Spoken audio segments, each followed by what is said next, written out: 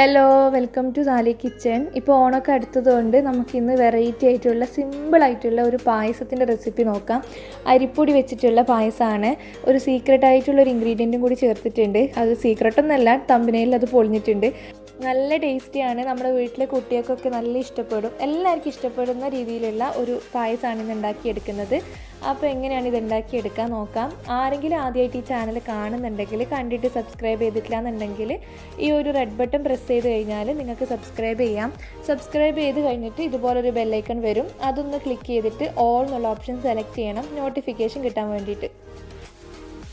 അപ്പോൾ ഈ ഒരു പായസം ഉണ്ടാക്കിയെടുക്കാൻ വേണ്ടിയിട്ട് ആദ്യം നമുക്ക് അരിപ്പൊടി വെച്ചിട്ടുള്ള റൈസ് ബോൾസ് ഉണ്ടാക്കിയെടുക്കണം. അതിന് വേണ്ടിയിട്ട് ഞാനൊരു സോസ് പാൻ ചൂടാക്കാൻ വെച്ചിട്ടുണ്ട്. ഇതിലേക്കൊരു 1/4 കപ്പോളം വെള്ളം ചേർത്ത് കൊടുക്കാം.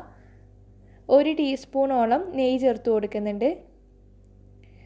ഇതുപോലെ വെള്ളവും നെയ്യൊക്കെ മിക്സ് ചെയ്തിട്ട് വെള്ളം ഒന്ന് തിളച്ച് വരുന്ന സമയത്ത് ഇതിലേക്ക് വേണ്ടിയിട്ടുള്ള അരിപ്പൊടി ചേർത്ത് കൊടുക്കണം. ഞാനിപ്പം പത്തിരിപ്പൊടിയാണ് എടുക്കുന്നത്, അതായത് പച്ചരി പൊടിച്ചിട്ടുള്ള വറുത്ത അരിപ്പൊടി. ഇതിലേക്ക് ഒരു 1/2 കപ്പിനടുത്ത് അരിപ്പൊടിയാണ് വേണ്ടി വരിക. അത് ചേർത്തിട്ട് നന്നായിട്ടൊന്ന് വേവിച്ചെടുക്കണം. അരിപ്പൊടി റെഡി ആയി കഴിഞ്ഞാൽ ഫ്ലെയിം ഓഫ് ചെയ്തിട്ട് നമുക്കതൊരു ബൗളിലേക്ക് ഇട്ടിട്ട് നല്ല സോഫ്റ്റായിട്ട് കുഴച്ചെടുക്കണം. ഇത് നല്ല സോഫ്റ്റായിട്ട് കുഴച്ചെടുക്കുക. എന്നിട്ട് നമുക്ക് പിടിയാക്കിയിട്ട് ഷേപ്പ് ചെയ്തെടുക്കണം. അപ്പോൾ ചെറിയ ചെറിയ ബോൾസ് ആണെങ്കിൽ അങ്ങനെ ചെയ്തെടുത്താൽ മതി. ഞാൻ ചെറിയ ബോൾസ് ആക്കിയിട്ട് ജസ്റ്റ് ഒന്ന് പരത്തിയിട്ട് നമ്മൾ കക്കറോട്ടപ്പത്തിനൊക്കെ ചെയ്യുന്നത് പോലെ ചെയ്തെടുക്കുന്നുണ്ട്. അപ്പോൾ ഷേപ്പ് ഏത് വേണമെങ്കിലും നിങ്ങൾക്ക് ചെയ്തെടുക്കാം, എങ്ങനെ വേണമെങ്കിലും. പക്ഷെ ചെറുതാക്കിയിട്ട് ചെയ്യാൻ നോക്കുക. ചെറുതാക്കിയിട്ട് ചെയ്യുമ്പോഴായിരിക്കും ടേസ്റ്റ് ഉണ്ടാവുക.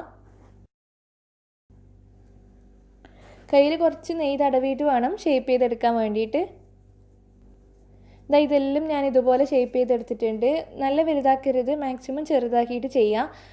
അപ്പം നമ്മുടെ കണ്ണൂർ ഏരിയയിലൊക്കെ ഈ ഒരു പത്തിരിപ്പൊടിയല്ല യൂസ് ചെയ്യാറുള്ളത്, പച്ചരിപ്പൊടിയല്ല അവർ പത്തിരി ഉണ്ടാക്കാറുള്ളത്. പുഴുങ്ങലരിയും കൂടി മിക്സ് ചെയ്തിട്ട് പൊടിച്ചതാണ്. അപ്പോൾ അതുകൊണ്ട് തന്നെ അവർ പച്ച വെള്ളത്തിലാണ് കുഴച്ചെടുക്കാറുള്ളത്. അപ്പോൾ ഈ ഒരു പായസം ഉണ്ടാക്കിയെടുക്കാൻ വേണ്ടിയിട്ട് നിങ്ങളിതുപോലെ ചൂടുവെള്ളത്തിൽ തിളപ്പിച്ചിട്ട് ആക്കൊന്നും വേണ്ട. നിങ്ങൾ സാധാരണ ചെയ്യുന്നത് പോലെ പച്ചവെള്ളത്തിൽ തന്നെ കുഴച്ചെടുത്താൽ മതി. എന്നിട്ട് ആവിയിലിട്ടിട്ട് ജസ്റ്റ് ഒന്ന് വേവിക്കണം. എന്നിട്ട് വേണം പായസത്തിലേക്ക് ചേർക്കാൻ വേണ്ടിയിട്ട്. ഇപ്പോൾ നമുക്കിത് ഡയറക്റ്റ് തന്നെ ചേർത്ത് കൊടുക്കാം. നമ്മൾ ഓൾറെഡി പൊടി വേവിച്ച് കഴിഞ്ഞു. ഇനി പായസം ഉണ്ടാക്കിയെടുക്കാൻ വേണ്ടിയിട്ട് ഒരു സോസ് പാൻ വെച്ചിട്ടുണ്ട്. ഇതിലേക്ക് ഒരു 2 ടീസ്പൂണോളം നെയ്യ് ചേർത്ത് കൊടുക്കുന്നുണ്ട്. നെയ്യ് ഒന്ന് ചൂടായി വന്നാൽ കുറച്ച് കാഷ്നട്ട് ഇട്ടിട്ട് ജസ്റ്റ് ഒന്ന് വറുത്തെടുക്കുക. ഞാൻ അവസാനം കാച്ചി ഒഴിക്കുന്നില്ല, ഇപ്പം തന്നെയാണ് ചെയ്തെടുക്കുന്നത്. ഇതിൻ്റെ കൂടെ തന്നെ കുറച്ച് റൈസൻസും കൂടി ഇട്ട് കൊടുക്കുന്നുണ്ട്. അതൊന്ന് നല്ല വീർത്ത് റെഡിയായി കിട്ടുമ്പം ഇതിലേക്ക് ഒരു 2 കപ്പ് പശുവിൻ പാൽ ചേർത്ത് കൊടുക്കാം. 2 കപ്പ് പാലിന് ഒരു 1/4 കപ്പാണ് വെള്ളം ചേർത്ത് കൊടുക്കുന്നത്. ഒന്ന് മിക്സ് ചെയ്യാം.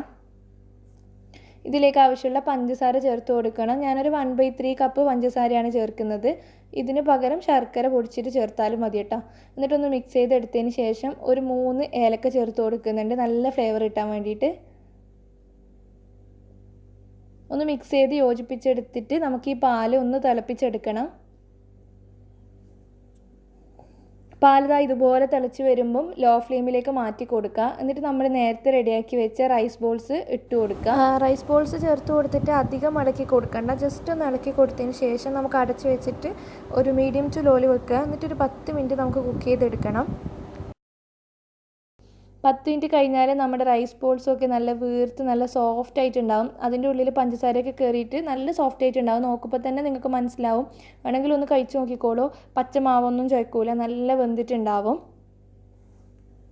അപ്പോൾ ഇതിലേക്ക് നമുക്കൊരു 2 നുള്ളു ഉപ്പ് ചേർത്ത് കൊടുക്കണം.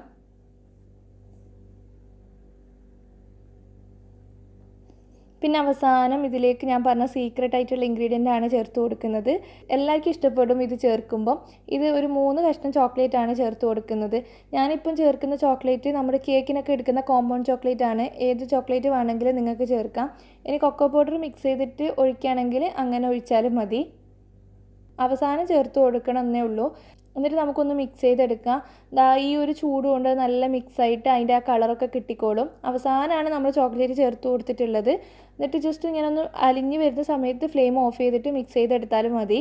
അപ്പോൾ ഞാനിപ്പോൾ ഫ്ലെയിം ഓഫ് ചെയ്തിട്ടുണ്ട്. ഇത്രയേ ഉള്ളൂ, നമ്മുടെ സ്പെഷ്യലായിട്ടുള്ള പായസം ഇവിടെ റെഡി ആയിട്ടുണ്ട്.